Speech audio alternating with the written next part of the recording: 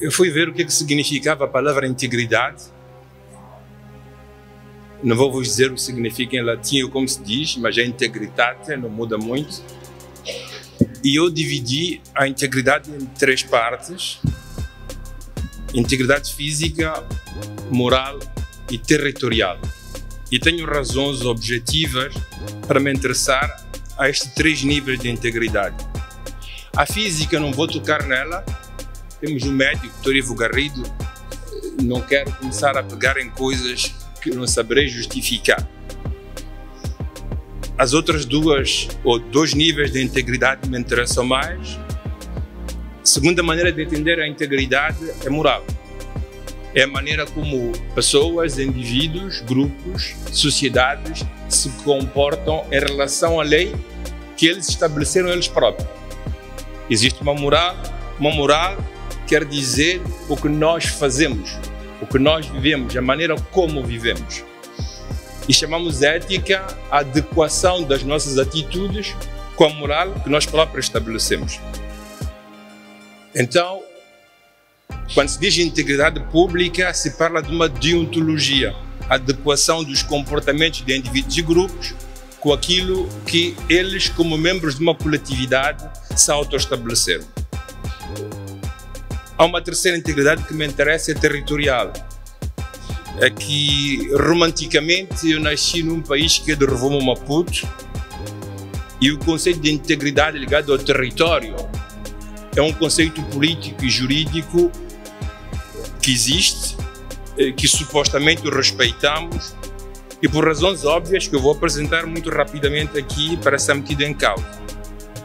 E para fazer isto eu quero voltar à história de Moçambique, a história de Moçambique logo após a independência. Nós tínhamos aquilo que chamávamos palavras de ordem. E as palavras de ordem em Moçambique eram 3. Chamava-se unidade, trabalho e vigilância. A unidade tem a ver com pessoas, com indivíduos, com etnias, com grupos, com religiões, mas tem também intrinsecamente a ver com o território, porque os indivíduos vivem num espaço político bem delimitado, identificam-se com aquele espaço e é como membros daquele espaço que entram a pertencer àquilo que nós chamamos de Moçambique. E para nós isso era importante, ou para a Primeira República de Moçambique isso era inegociável. Nós tínhamos um território e tínhamos que velar por ele, e para fazê-lo tínhamos que fazer com que todos os cidadãos dentro deste espaço chamado de Moçambique, uma vez mais, independentemente da raça, cor, etnia, tribo, se sentissem membros desta coletividade chamada de Moçambique. Tínhamos um segundo axioma importante, trabalho. Esta frase é extremamente importante porque significava, na utopia de 75, que Moçambique ia viver seu próprio trabalho, que o nosso futuro como indivíduos, como grupo e como coletividade dependia do esforço que íamos meter na construção do nosso trabalho. Se nós olharmos para o Moçambique de hoje, estamos diametralmente opostos àquilo que eram as convicções de então. Não dependíamos do FMI, nós não queríamos ver o FMI aqui, o Banco Mundial é uma coisa que aqui não existia, não dependíamos da ajuda dos americanos, canadianos, suíços. Havia a ideia de que nós seríamos aquilo que nós decidíssemos ser, com o esforço que cada um ia meter. Aos domingos limpávamos os quarteirões, quando houve cheias em Chinavano fomos cortar arroz, nas férias íamos trabalhar nas fábricas, nas empresas. Algumas coisas foram excessos, mas alguma coisa correspondiam a uma orientação política que se dava ao país de então.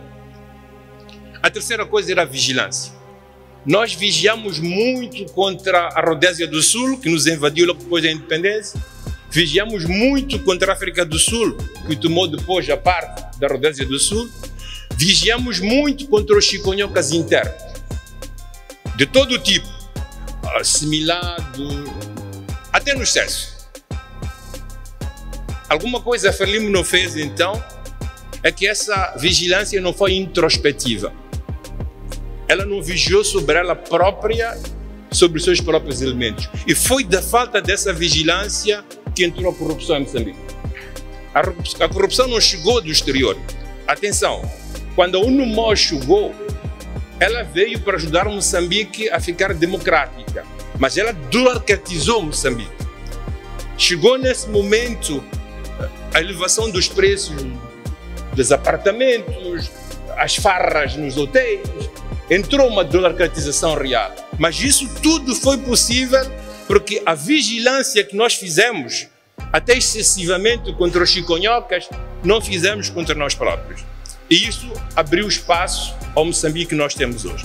Quando eu falei de integridade, dizia que era individual da pessoa, era integridade como ação moral e era integridade também territorial. Moçambique está num grande perigo de ver uma sudanização. O Sudão foi um país integrado até pouco tempo, primeiro dividiram o país, depois uma das partes está em guerra contra a outra. Quais são os interesses que jogam? O que é que as multinacionais estão a fazer? O que é que os países que pertencem às multinacionais têm como interesse dentro do nosso próprio país e qual é a nossa ação?